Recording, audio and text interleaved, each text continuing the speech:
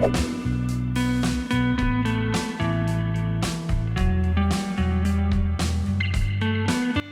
Friends, welcome to Y2K சமையல். இன்றைக்கி நம்ம பார்க்க போகிறது நம்ம எல்லாரோட ரொம்பவும் ஃபேவரட்டான ஸ்வீட் ரெசிபி. வீட்டில் ஏதாச்சும் விசேஷம் இல்லைன்னா ஏதாவது ஒரு பண்டிகை நாளில் இந்த ரெசிபியை நம்ம கண்டிப்பாக செய்வோம். பொதுவாக கடலை மாவை யூஸ் பண்ணி இல்லைன்னா ஜவ்வரிசி வச்சு தான் நம்ம லட்டு செய்வோம். ஆனால் இன்றைக்கி கொஞ்சம் வித்தியாசமாக கடலைப்பருப்பை யூஸ் பண்ணி செய்ய போகிறோம். நீங்கள் இது வரைக்கும் டேஸ்ட் பண்ணியிருக்காத வித்தியாசமான சுவையில் ரொம்பவும் வாசனையான கடலைப்பருப்பு லட்டு செய்கிறது எப்படின்னு பார்க்கலாம்.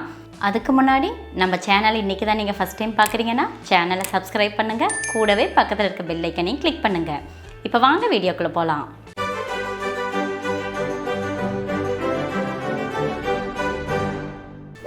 கடலைப்பருப்பு லட்டு சேர்க்க ஃபஸ்ட்டு ஒரு மிக்ஸி ஜாரில் அரை மணி நேரம் போல் ஊற வச்ச 1.5 கப் அளவுக்கு கடலைப்பருப்பு எடுத்துக்கலாம். கடலைப்பருப்பை நம்ம வேக வைக்க போகிறதில்ல, அதனால் கடலைப்பருப்பு வந்து கண்டிப்பாக அரை மணி நேரம் ஊறி இருக்கணும். அதுக்கப்புறம் கடலைப்பருப்பில் இருக்க தண்ணியெல்லாம் வடிச்சிட்டு அதை மிக்ஸி ஜாருக்கு ட்ரான்ஸ்ஃபர் பண்ணிடலாம். இந்த கடலைப்பருப்பை தண்ணி எதுவும் ஆட் பண்ணாமல் நல்லா ஃபைன் பேஸ்ட்டாக அரைச்சி எடுத்துக்கலாம். அடுத்தது ஒரு பேனில் எண்ணெய் நல்லா சூடானதுக்கப்புறம் நம்ம அரைச்ச கடலைப்பருப்பு பேஸ்ட்டை சின்ன சின்ன வடை மாதிரி தட்டி போட்டு பொரிச்சு எடுத்துக்கலாம். பருப்பு பேஸ்ட்டை நீங்கள் பொரிக்கும் போது அடுப்பை ஹை ஃப்ளேம்லேயே இருக்கட்டும். கடலைப்பருப்பை நம்ம எண்ணெயில் பொரித்து நம்ம அதை லட்டு செய்யும்போது நம்ம செய்கிற லட்டு வந்து நல்லா வாசனையாக இருக்கும். 2லேருந்து 3 நிமிஷம் போல் இது நம்ம எண்ணெயில் போட்டு நல்லா டீப் ஃப்ரை பண்ணி எடுத்தோன்னா கடலைப்பருப்பு நல்லாவே வெந்துடும். பருப்பை நம்ம எண்ணெயில் போட்டு நல்லா டீப் ஃப்ரை பண்ணும்போது பருப்போட வாசனை நல்லா வர ஆரம்பிக்கும். அதே மாதிரி பருப்போட கலரும் வந்து லைட்டாக சேஞ்ச் ஆக ஆரம்பிக்கும். இந்த ஸ்டேஜில் இது நம்ம எடுத்துடலாம். நம்ம அரைச்ச பருப்பு பேஸ்ட் எல்லாத்தையுமே இந்த மாதிரி ஃப்ரை பண்ணிவிட்டு அதை தனியாக எடுத்து வச்சிடலாம். அடுத்தது லட்டு செய்கிறதுக்கு தேவையான சுகர் சிரப்பை ரெடி பண்ணிக்கலாம். அதுக்கு ஒரு பேனில் 1.5 கப் அளவுக்கு சர்க்கரை எடுத்துக்கலாம். கூடவே 3/4 கப் அளவுக்கு தண்ணி ஆட் பண்ணிக்கலாம். நம்ம ஆட் பண்ணியிருக்க சர்க்கரை வந்து தண்ணியில் நல்லா டிசால்வ் ஆகணும். அது வரைக்கும் அதை நம்ம மிக்ஸ் பண்ணிகிட்டே இருக்கணும். சுகர் சிரப்பை ரெடி பண்ணும்போது அடுப்பை ஹை ஃப்ளேம்லேயே இருக்கட்டும். நம்ம ஆட் பண்ண சர்க்கரையெல்லாம் கரைஞ்சி சுகர் சிரப்பு வந்து லைட்டாக கொதி வர ஆரம்பிக்குது. இந்த ஸ்டேஜில் இது கூட அரை டீஸ்பூன் அளவுக்கு ஏலக்காய் பொடி ஆட் பண்ணிக்கலாம்.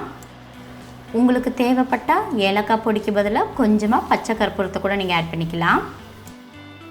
சுகர் சிரப்பு வந்து நல்லா பெரிய நுரக்கட்டி கொதி வர ஆரம்பிக்குது. இந்த ஸ்டேஜில் ஸ்டவ் ஆஃப் பண்ணிவிட்டு அது கூட 1/4 டீஸ்பூன் அளவுக்கு ஃபுட் கலர் ஆட் பண்ணிக்கலாம். உங்களுக்கு எந்த கலர் பிடிக்குமோ அந்த கலரில் நீங்கள் ஃபுட் கலர் யூஸ் பண்ணிக்கிங்க. நம்ம லட்டு செய்கிறதுக்கு தேவையான சுகர் சிரப்பும் ரெடி ஆகிடுச்சு. இதை எடுத்து நம்ம தனியாக வச்சிடலாம். அடுத்தது நம்ம பொரிச்சு வச்சுருக்க பருப்பு வந்து நல்லாவே ஆறிடுச்சு. இதை ஒரு மிக்ஸி ஜாருக்கு ட்ரான்ஸ்ஃபர் பண்ணிவிட்டு அதையும் நல்லா ஃபைன் பவுடராக அரைச்சி எடுத்துக்கலாம். எந்த அளவுக்கு இதை நல்லா ஃபைன் பவுடராக அரைக்க முடியுமோ அந்த அளவுக்கு ஃபைன் பவுடராக அரைச்சிக்கோங்க. அடுத்தது நம்ம அரைச்ச ஃபைன் பவுடரை ஒரு மிக்சிங் பவுலுக்கு ட்ரான்ஸ்ஃபர் பண்ணிடலாம். அடுத்தது நெய்யில் வறுத்து வச்சுருக்க முந்திரியும் திராட்சையும் இதில் ஆட் பண்ணிக்கலாம். நம்ம ஆட் பண்ணியிருக்க முந்திரியும் திராட்சையும் பருப்பு பொடியோட நல்லா ஈவனாக மிக்ஸ் பண்ணி விட்டுக்கலாம். ஏன்னா நம்ம நெய்யை ஆட் பண்ணியிருக்கனால பருப்பு பொடியோட எல்லா பாகத்துலையும் ஈவனாக அது ஸ்ப்ரெட் ஆகணும். இந்த மாதிரி கட்டி எதுவுமே இல்லாமல் நல்லா ஈவனாக மிக்ஸ் பண்ணதுக்கப்புறம் நம்ம ரெடி பண்ணி வச்சுருக்க சுகர் சிரப்பை கொஞ்சம் கொஞ்சமாக ஆட் பண்ணி நல்லா மிக்ஸ் பண்ணிக்கலாம். சுகர் சிரப்பை கொஞ்சம் கொஞ்சமாக ஆட் பண்ணி நம்ம மிக்ஸ் பண்ணும்போது நம்ம செய்கிற லட்டு வந்து நல்லா சாஃப்டாக கிடைக்கும்.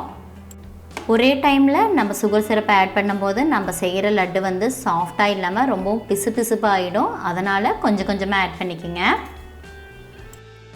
சுகர் சிரப்பு வந்து பவுடரோட எல்லா பாகத்துலேயும் ஈவனாக ஸ்ப்ரெட் ஆகிற மாதிரி நல்லா மிக்ஸ் பண்ணி விட்டுக்கோங்க. இந்த மாதிரி நல்லா ஈவனாக மிக்ஸ் பண்ணதுக்கப்புறம் நம்மளுக்கு லட்டு எந்த சைஸில் வேணுமோ அந்த சைஸில் எடுத்து உருண்டை பிடிக்க ஆரம்பிச்சிடலாம்.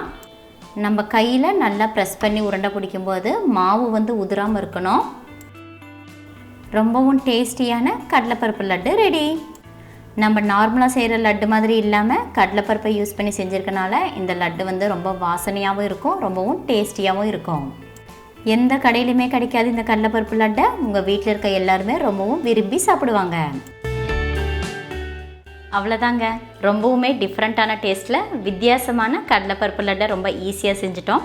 இந்த ரெசிபி உங்களுக்கு பிடிச்சிருந்துச்சுன்னா லைக் பண்ணுங்கள், உங்கள் ஃப்ரெண்ட்ஸ் அண்ட் ஃபேமிலிக்கு ஷேர் பண்ணுங்கள். இந்த டேஸ்டியான ரெசிபியை நீங்களும் ட்ரை பண்ணி பார்த்துட்டு எப்படி இருந்துச்சுன்னு எனக்கு கமெண்ட் பண்ணுங்கள். மறுபடியும் இன்னொரு ரெசிபியில் பார்க்கலாம். அது வரைக்கும் பாய்.